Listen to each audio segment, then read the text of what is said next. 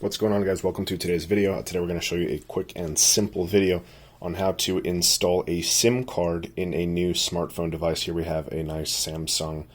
Super simple, pretty straightforward. Even on some iPhones, this is pretty much how it works. We're going to use the SIM card. We're going to need the device. We're going to need a SIM card tool pin.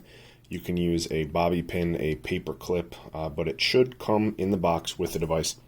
What we're going to do is find the SIM tray on this device. It is right up top. We can see the hole right there.